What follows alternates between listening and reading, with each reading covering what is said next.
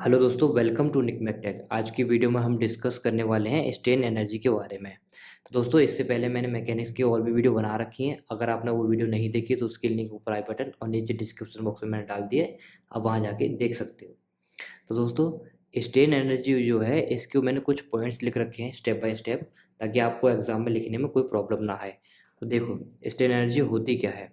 तो strain energy is the internal energy, ठीक है, which is stored in any material which is loaded with in elastic limit. अगर कोई भी material है, अगर वो लोड हम उसमें लगा रहे हैं किस पे, इलास्टिक लिमिट तक, तो उसके अंदर जो एनर्जी होगी वो कैसी होगी, स्ट्रेन एनर्जी स्टोर्ड होगी। और देखो सेकंड पॉइंट क्या है हमारा, stead strain energy is also called as work done by loaded material. कोई भी लोडेड मटेरियल के द्वारा वर्क डन हो रहा है उसको भी हम स्ट्रेन एनर्जी बोल देते हैं दोस्तों। It is also called an resilience, इसको हम रेजिलेंस भी बोलते हैं। एग्जाम में बहुत ज़्यादा पूछा जाता है रेजिलेंस क्या होता है, प्रूफ रेजिलेंस क्या होता है, वो मैं आगे इस वीडियो में डिस्कस करूँगा दोस्तों। अगर हम इसकी यूनिट की बात करें तो इसकी यूनिट क्या होती है, न्यूटन मीटर। और न्यूटन एमएम भी होती है और किलो न्यूटन मीटर भी होती है और के एन एमएम भी होती है दोस्तों। ये क्या होगी, इसकी यूनिट होगी। नेक्स्ट अगर हम इस पॉइंट में इसमें बात करें तो क्या है, for strain energy to be stored, जब भी स्ट्रेन एनर्जी स्टोर होगी, material must deform within elastic limit. एक मटेरियल है, जब तक इलास्टिक लिमिट तक डिफॉर्म नहीं होगा तब तक उसके अंदर स्ट्रेन एनर्जी स्टोर नहीं हो सकती है। तो वही डेफिनेशन में भी ऊपर लिखा हुआ था, विद इन इलास्टिक लिमिट। कोई भी मटेरियल है अगर इलास्टिक लिमिट तक हमने उसको खींच रखा है, ठीक है, उसके बाद उसके अंदर ये स्ट्रेन एनर्जी क्या होगी, स्टोर हो सकती है। और देखो, strain energy depend upon applied load, किस पे डिपेंड करती है, अप्लाइड लोड। यही देखो यहाँ पे लगा था विच इज लोडेड, जब आप लोड नहीं लगाएंगे तब तक उसमें नहीं आ सकती स्ट्रेन एनर्जी। अब नेक्स्ट पॉइंट के बारे में हम डिस्कस करते हैं। नेक्स्ट पॉइंट हमारा क्या है, strain energy principal is use in spring. Spring में भी देखो, देखा होगा आपने, इस तरीके की स्प्रिंग होती हैं, ठीक है। इसमें भी स्ट्रेन एनर्जी का प्रिंसिपल यूज होता है, क्योंकि हम इस स्प्रिंग को क्या करते हैं, खींचते हैं, ठीक है, खींचते हैं तो लोड लगा रहे हैं, जाहिर सी बात है, लोड लगा रहे हैं तो इलास्टिक लिमिट तक खींच रहे हैं हम उसको। तो इसमें कौन सा प्रिंसिपल यूज होता है, स्ट्रेन एनर्जी का प्रिंसिपल यूज होता है दोस्तों। नेक्स्ट पॉइंट के बारे में हम डिस्कस करें तो क्या है, when the load is removed material will regain its original shape. जब हम इस पे लोड को रिमूव कर देते हैं, वही बात है, इलास्टिक लिमिट क्या है, जब हमने स्प्रिंग को खींचते हैं, हम स्प्रिंग को खींचते हैं इस तरीके से, और उसको जैसे हम छोड़ते हैं तो छोटी सी हो जाती है स्प्रिंग। तो वही यहाँ पे लिखा हुआ है, when the load is remove, जब हम लोड को रिमूव कर देते हैं, material will regain its original shape. Material कैसे करता है, अपने ओरिजिनल शेप को वापस रीगेन कर लेता है। तो the load applied on the material can be, और किस किस टाइप के हम लोड अप्लाई करते हैं मटेरियल के ऊपर, वो कौन कौन से टाइप के हैं। एक तो देखो तो दोस्तों, ग्रेजुअली अप्लाइड लोड हो गया। ग्रेजुअली का मतलब क्या है, कि नॉर्मल हम लोड लगा रहे हैं उसको हम ग्रेजुअली अप्लाइड लोड बोल देंगे, ठीक है।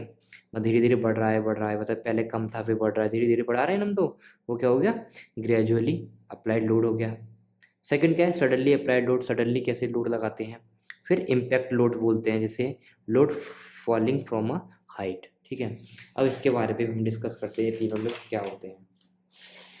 तो देखिए दोस्तों, यहाँ पर मैंने हम बात करते हैं रेजिलेंस के बारे में। ये एग्जाम में बहुत ज़्यादा पूछा जाता है कि रेजिलेंस क्या होता है और प्रूफ रेजिलेंस क्या होता है। तो देखिए दोस्तों, resilience is the energy which is stored with in elastic limit. Resilience क्या होता है, ये भी एक एनर्जी होती है stored with in elastic limit, बिल्कुल स्ट्रेन एनर्जी की तरह ही रेजिलेंस यही होता है। बेसिकली मैंने आपको पीछे बताया भी है कि स्ट्रेन एनर्जी को हम रेजिलेंस भी बोलते हैं। लेकिन इसका जो फॉर्मूला होता है वो, इसको डिनोट किससे करते हैं, सबसे पहली बात इसको यू से डिनोट करते हैं।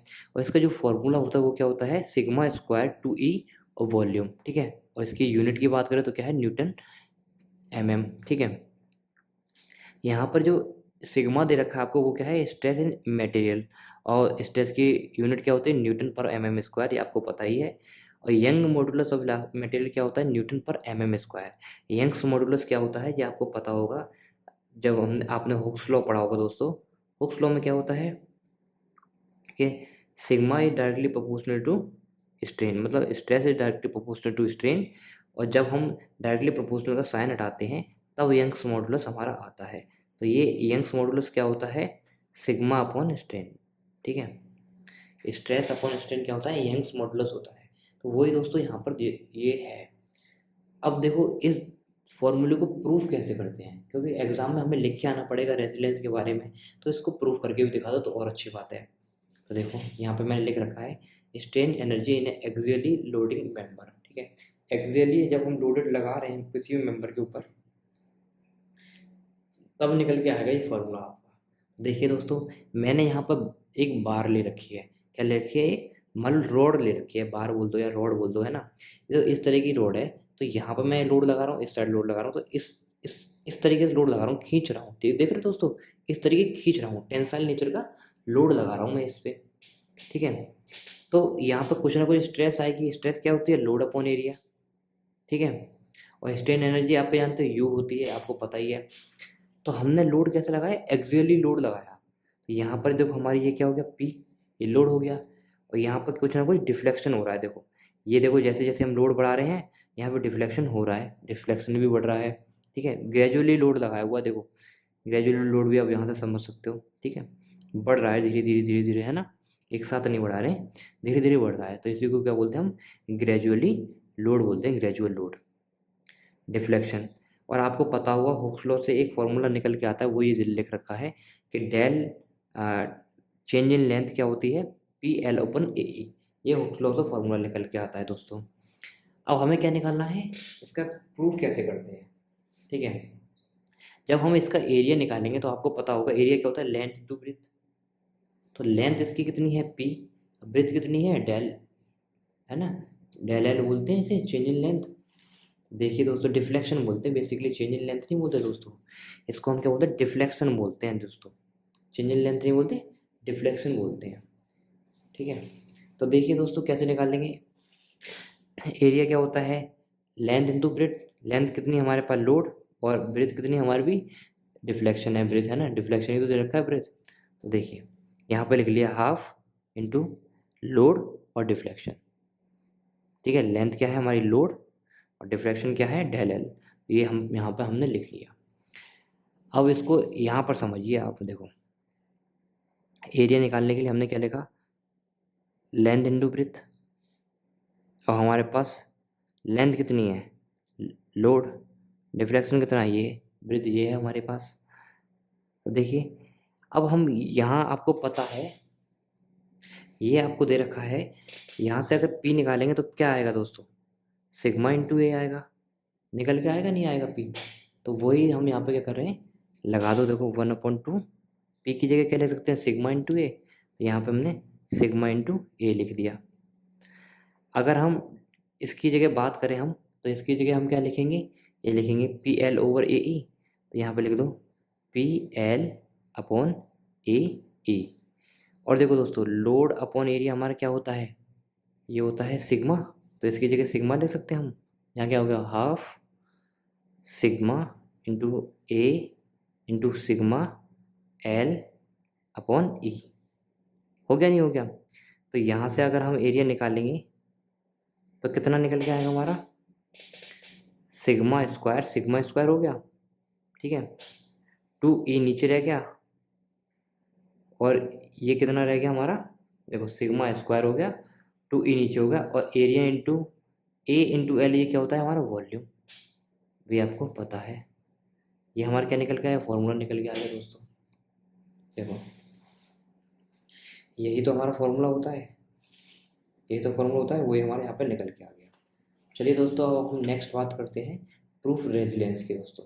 तो प्रूफ रेजिलियंस क्या होता है, it is a maximum strain energy stored in the material. कोई भी मटेरियल के अंदर मैक्सिमम स्ट्रेन एनर्जी अगर स्टोर्ड है उसको क्या बोलते हैं हम, प्रूफ रेजिलियंस, ठीक है। इसको निकालते किससे हैं, यू मैक्सिमम बराबर सिग्मा मैक्स का स्क्वायर और टू ई इंटू वॉल्यूम, केवल मैक्स लग जाता है ना, मैक्सिमम स्ट्रेन एनर्जी की बात करते हैं हम इसमें। अब बात करते हैं नेक्स्ट हम, मॉडुलस ऑफ रेजिलियंस क्या होता है।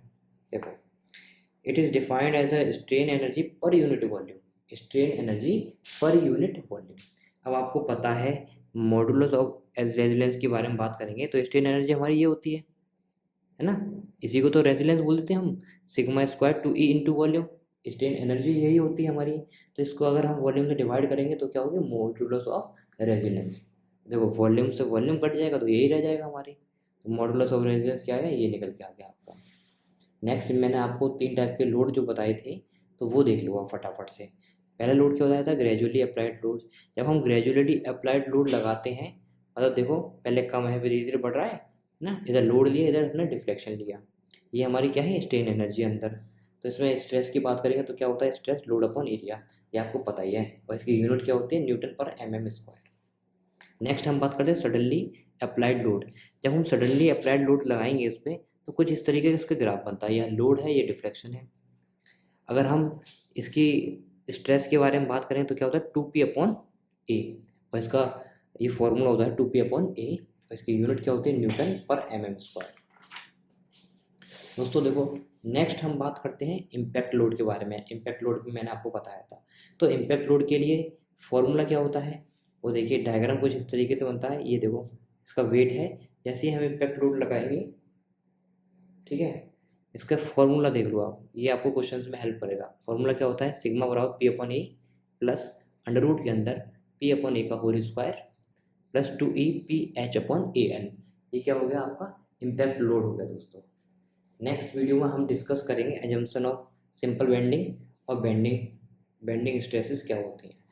तो अगर आपको वीडियो हेल्पफुल लगी हो, पसंद आई हो, तो अपने दोस्तों के साथ ज़्यादा से ज़्यादा शेयर करें और इस वीडियो को लाइक करें। मिलते हैं नेक्स्ट वीडियो में, तब तक के लिए बाय, थैंक यू।